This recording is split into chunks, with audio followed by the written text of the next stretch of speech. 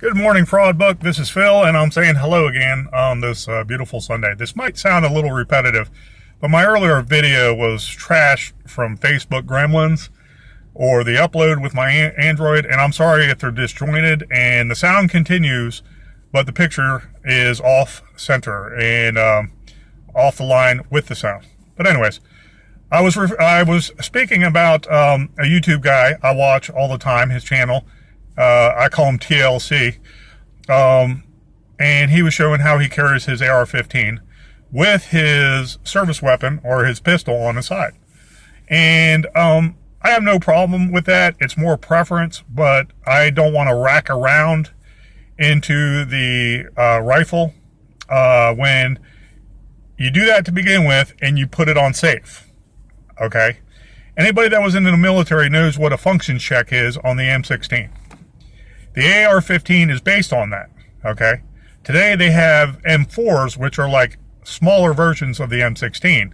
So it's lighter and you can carry more ammo, okay? And as soon as you put a round in the chamber, the lever can go to safe, okay? That's what it was designed to do. Now, if you just put the magazine in and it's an empty chamber, that lever will not switch to safety. So you're still safe because there's no round in the chamber. All right. Then you have to charge the handle to the rear and it will feed a round in and then you can move it to safe. Okay. My point is with the thumb, I can flick it to fire and rock and roll should I need. And that's a lot easier than charging the charging handle to the rear and forwarding around into the chamber. Okay, but again, that's preference. I like what he has to say about a lot of other things, but that's preference, and it sort of defeats the purpose of why there's a safety there to begin with.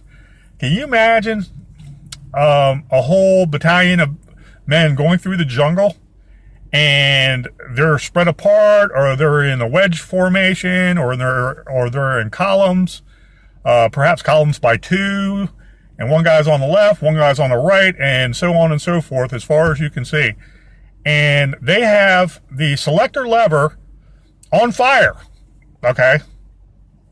And they're just going to go through the jungle and trip, okay? Fall flat on their face, and they're going to send off a round. Some of them may send off a round and give away their position anyways, all right? Do you understand what I'm saying? It's very unsafe, okay?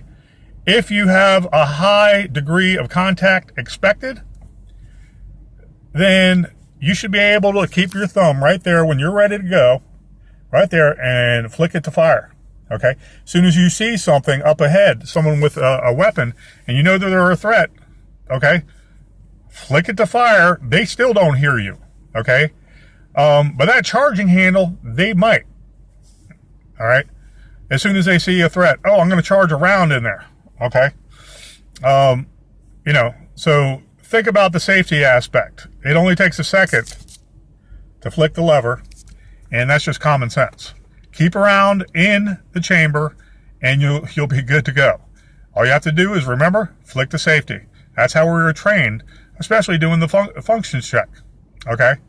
You don't want to sit there and walk through a lot of dense forest or even urban terrain and have a round in the chamber, it's on fire, and you're with other people that are in your group, you're going to bust a round off and accidentally shoot and kill them. That's just a fact. It happens all the time. When people are walking through their freaking house and blow their heads off accidentally. Okay? That safety works, and it's there for a reason. All right? They've had people in war beat the hell out of the enemy with the buttstock, and it was on safe, and it never discharged. That's how I look at it. So he was saying, this guy was saying how he put it in his vehicle, and he has a service weapon, and it's basically the concept. You have your service weapon on your side, and you have enough fire capacity to get to that larger weapon, which is more powerful and can affect your safety at a longer distance of 100, 200, 300, 400, 500 yards. Okay? Makes sense. So I don't disagree with him. I just look at it a little differently. I have my Sig Sauer. I have 4 magazines. Police officers usually just have 3, one in the weapon and 2 on their side. Okay. I have high capacity magazines. They're 17 rounds of 9mm, and I feel safe with that. Okay. 2 on my hip, 1 in my gun, and 1 in my pocket. And I feel safe within 50 meters. Okay. 50 yards. All right. I know that within 50 yards, I can get to my AR-15, but I can most likely eliminate the threat right away and then go get my AR-15 and make sure there's no backlash with other people coming. Okay. Crooks stick together, and a sizable op force, there's going to be more than just one person prowling, scoping out or probing your premises, your house, your car, the yard, your chattels, the outhouses. All right. Even the dog houses, they might hide there. It's happened before where crooks have hid in dog houses, waited till you leave, and then they just break into your house because they know there's no threat. But anyways, it's neither here nor there. Then I think about my ex-girlfriend, and really nice lady, and she loved guns, okay? I actually gave her my LCP. I misspoke before because I had so many guns at one point. I gave her an LCP that she loved. I mean, she just loved the size of it. And she shot it well, too. She got her carried concealed permit within 1 month because she loves guns. And so after about a couple months, she was talking about her mom wanting her old .22 rifle back. So I bought her a one-shot, 12-gauge shotgun, single action that you just pull the hammer back, aim at the target, and shoot. And then after that, you use it to beat someone with it. And so I bought her that, and I said, don't give it to your ma if she's not willing to train on it or doesn't know 100% about it. She's like, yeah, well, she does, and she'll know how to use it. And it was inexpensive. It was just a nice little gift, to make her feel better in her older age. And probably a month later, I bought her a new cheap 380 that worked pretty good. It was 5+1 semi-automatic pistol with a safety. And I described to her, you need to think tactically. Your 16-year-old has a .22 rifle, and he shot that before. And so, him wanting to investigate that gun and play with it and be all introspective and, toy with it, all that is gone. He knows what weapons do. And I said, but you might want to put it on another part of the house. No one else can get to that handgun. Maybe leave it on an empty chamber. But once you go in that room and they're coming after you, rack around in there and then pop them. Okay? And she liked that idea. And so now she had 3 weapons in her house, and she felt a lot better. And I said, well, what about the old days? I said, Grandma and Grandpa had a shotgun behind every door in the whole house. These big houses would have like 5 shotguns. Okay? So I guess if, unsavory bunch of people came up to their house and their property, okay, they can shoot once, retreat to another room, shoot again, and go on like that. And after a while, you ain't going to have so many people to keep on invading your house. They're going to start dying off as you get further and further in your house. All right. I'm also reminded of The Godfather and Al Pacino when he sat there and, his dad was attacked and by a chief of police, and there was no justice, and everything was corrupt. So he wanted revenge on this chief of police who was sitting there intimidating him, using all kinds of derogatory words they still use nowadays to demonize Italians. And he basically prearranged to have the 38 or whatever pistol that was, or revolver, excuse me, in the bathroom. And he sat there, went to the diner. They wanted to talk to him. He wanted to talk to them. And they still think that they were going to disrespect him. And he was like, okay. Well, he excuses himself. He went to the bathroom.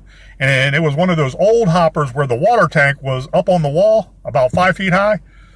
And, he basically pulled out the 38 and he went out there and he popped both of those people. I think one was a mayor or some kind of politician. The other one was the chief of police.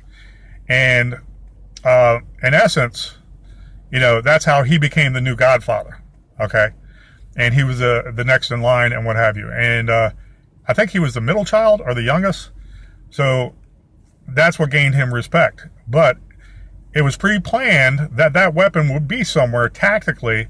So if something goes down, he goes and gets it, and he's en route to a safe place where it is, and then he can defend himself there.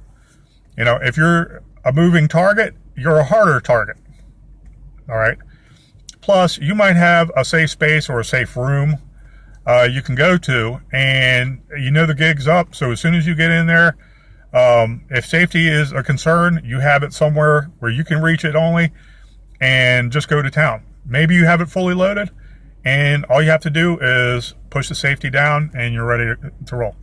So I was thinking about all these different things. I have my AR-15 near, within 50 yards of me at all times, in a safe location with 2 forms of locks at least, and it's fully loaded. I got 5 magazines with it.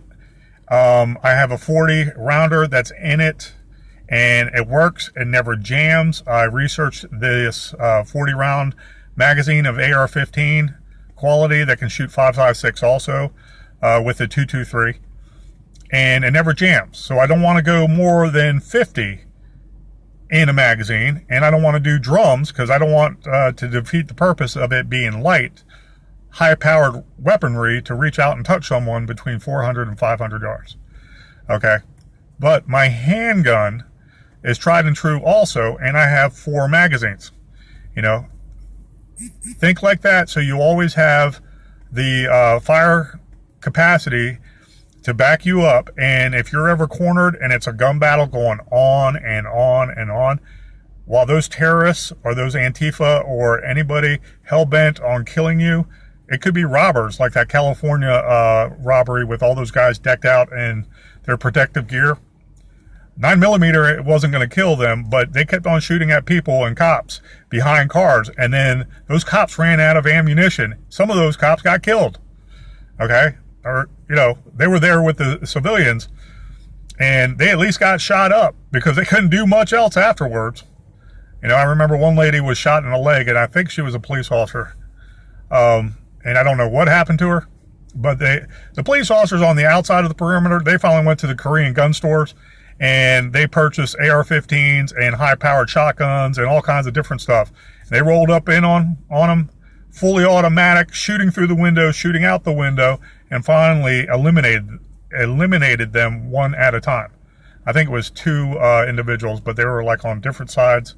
One was up the street, one was down the street, one went through a parking lot after a while. But you understand what I'm saying. If you're hunkered down and you can only hide behind a vehicle at that time, and you have to shoot someone with a rifle, shotgun that are shooting at you, you need a solid engine block or a wheel hub when you're right at the tire. Don't think that rubber is going to save you, but that wheel hub all the way across the axle might. So if you're hunkered down, 3 full capacity magazines might not be enough, okay? Whether you're a police officer or not. A police officer has 1 high-capacity magazine in his service weapon, 2 on his hip, usually, and then a backup if they're allowed to on the force. Most forces will not let you do that, okay? They just have to be have more magazines or ammo, okay? I used to carry extra rounds in my pocket with my 2 magazines and the one in the gun. And I always thought, if I'm ever in a barricade situation where I am being attacked by someone, then I'm going to load up those as soon as I have, or, you know, as soon as I have a break or there's a respite in between the shooting. Okay, those extra magazines, I'm going to fill up in that magazine, that last magazine, and then, you know, drop the magazine, shove another one in there. And I used to do that too. So think about what you do with your handgun, all right? Always think 3 steps ahead. Be safe with it. Target practice often. Train with it, okay? Get your gun, empty it out of all ammunition, make sure it's safe, and you hold it in your hand. If you have, let's say you have a minute at the range, and it's an outdoor range, go run down the field, okay, at a high pace, you know, jog for about 100 yards, and then run all the way back, then load up your weapon as soon as possible, and then go shoot at a target downrange again. Okay, and see how you do. See how you do. If that's one way to be safe about it and still get the feel for the adrenaline and how everything changes with your body and your physiology, then go ahead and do that. Just be safe about it. But the point is to get out there and practice. Okay, practice makes perfect. Anyways, guys, enjoy your Sunday. Enjoy the weekend. Be safe. Go out there and say hi to people. Okay, and God bless all of our children. Take care.